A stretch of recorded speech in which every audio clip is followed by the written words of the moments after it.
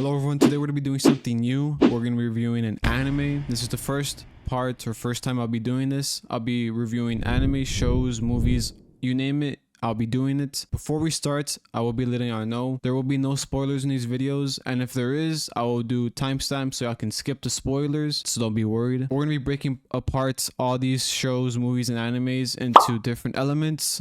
The elements that make a source of media. So we're going to be doing storyline, characters, visuals and music, originality, and overall rating. The show we're going to be doing today is called Tengoku Daimkyou, or known as Heavenly Delusion. Let's get started.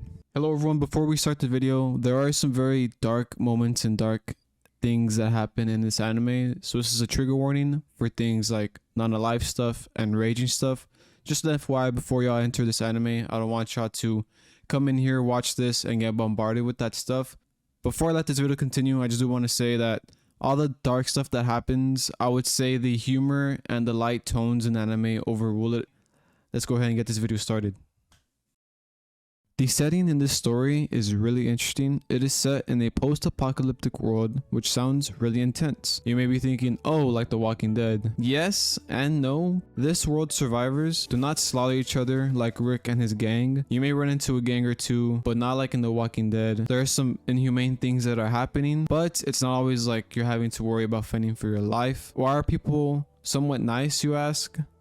Well, there are some monsters called man-eaters, and they are very, very, very, very hard to kill. These beasts are really terrifying, and our main characters run into them a lot. So obviously, the survivors realize it is tough to fend off these creatures, so they try and gather as many people as possible and try and grow and nourish as much as possible. Now you may be wondering, how did they come to this? How are there man-eaters? Why is there no one on this planet anymore? Why are people trying to reconstruct society?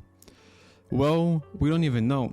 The main characters discuss and find out there are 3 theories to this, but I won't spoil anything. So, picture this. You're walking around abandoned cities with overgrown nature, seeing your favorite stores with nothing in there anymore. As you're walking, you find a community of people that are just farmers.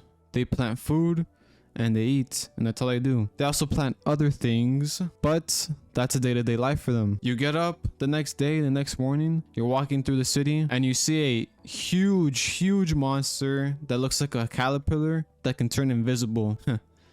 These are the man-eaters. This is the world of Tengoku Daimkyou. This is the outside world. But there is also a different setting that is called heaven. This place is said to have an abundant amount of food and be very peaceful, completely different from the outside world. These 2 different settings have 2 different sets of characters that we follow as a viewer in Tengoku Daimkyou, and let's get into the characters. Like I said before, there are 2 sets of characters that this show follows, and I actually enjoy all of the characters that we're introduced to. I'm glad that we get to see both sides of the story from start to wherever it finishes. We follow the students of Heaven. That's right, Heaven is a school for kids, and right from the start, something just feels eerie about this place. It makes you wonder how such a place exists in such a dangerous world. But I won't talk about the adults running this place because I will spoil some stuff. So let's talk about the students, the main characters. We mainly follow Tokyo, who is around a 15-year-old girl, and one day they have a pop quiz, and this quiz asks her a strange question. Is there an outside of the outside? He starts questioning if there's an outside of the building they live in, and this is just one of the many questions she starts to have as the show plays out. She has a group of friends, Mimihimi, who predicted the pop quiz in the first place,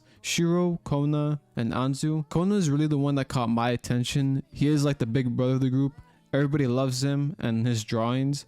He is the oldest of the kids, and he is the last alive of his class. My assumption of all these students is that they have certain abilities. Think of it as having quirks like in My Hero Academia. All these students really care for each other, and almost all of them are oblivious to what is happening in their home. Though as the series progresses, the students start trying to find answers to the questions they've been having inside for a while. Time for the characters that are in the outside world, and I would say are the true main protagonists of the show. We follow Kuruko and Maru as they venture through a deserted apocalyptic Japan to achieve one goal. Well, for now we'll say one goal without any spoilers. Finding heaven. Kuruko is known to have a very special high set of skills that can kill man-eaters, and in this day and age that is very difficult to do, guys. Most of these people have no powers. There's nothing in the outside world. It's a really special skill set that you can have to do this. She was assigned as a bodyguard to Maru to help him find a place called heaven. Although Kuroko is tough and a fast thinker, Maru ain't slacking. He is a certified fighter and brawler. You may see him and think he has some sort of powers behind him. The connection and relationship between these two characters feels so natural and caring. You get a sense of what type of people they are and end up caring for them a lot, which also sucks because there are some really dark tones in this anime and it sucks having to see them go through it, but makes the show all the better. They both look after one another and try to survive in this wretched world, all while being a really funny and loud duo that gets stuff done. I really enjoy the dynamic of these characters and they're my favorites so far. The last thing I'll say about the characters in the show is that I'm glad that we're not following only one or two characters as the series progresses. They introduce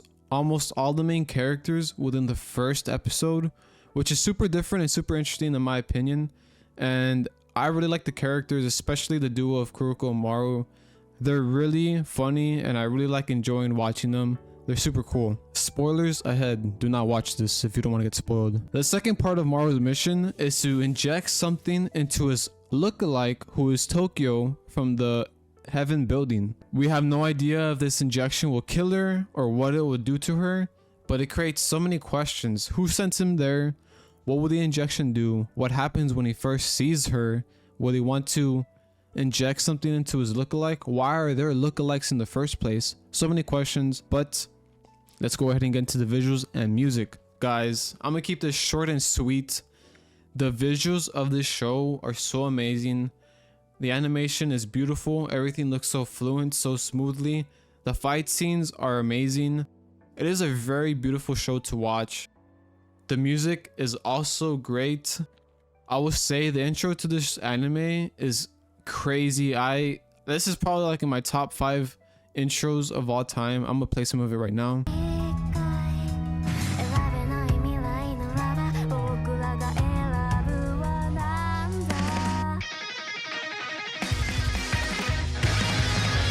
The music is great. Everything about it, visually and sound wise, is perfect. The intro is crazy because it goes from slow to fast to back down to even faster to even slower. It's all over the place. Emotions are crazy in the music, but it makes sense because of the dark tones and then the funny vibes you get from the show. Originality and overall rating. So it's gonna be overall rating for me personally, and originality as in how much anime I've seen and what I think of it as being original. I haven't seen much anime, but I will say this one is completely fresh and new. I love the fact that you're never gonna guess what happens in the show. There's so many twists and turns, you're not gonna expect anything that happens. There are some arcs and mini stories that the characters go through that build on the world that make you really think, what happened to this place? What happened to the world that it has come to this way? The only thing that it does remind me of is the Promised Neverland. I've only seen season 1 of Promised Neverland, but it only reminds me of it very, very little. The way that the students are enclosed and have no idea what's on the outside.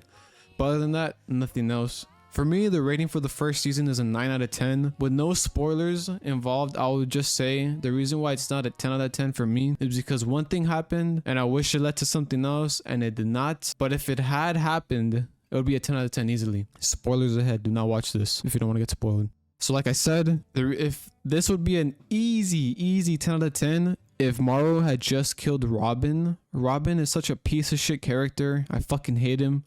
I'm glad he got his ass smacked by Maru, thinking he was gonna fucking beat him up because Maru was younger. Fool got fucking clapped. I wish Kuroko didn't stop him from killing him. We'll see what happens with that. I really hope they don't keep him alive for too long because I would love to see him get just a fucking bullet to the face. Guys, this is gonna be the outro. I would say this is great if you love any dystopian types of shows, movies, or animes.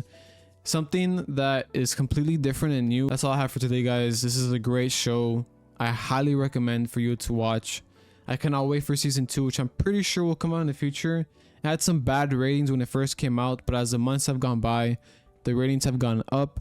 If you love dystopian stuff, if you love futuristic stuff where the world's ending, if you like something that you cannot guess what will happen, something mysterious, but something also that's really funny. The show's also really funny, although it has some very mysterious and dark elements to it. This is it for you. I hope you all have a good day, and thank you for watching. 俺は命がけだったんだぞ。おっぱぱい触らせろよ。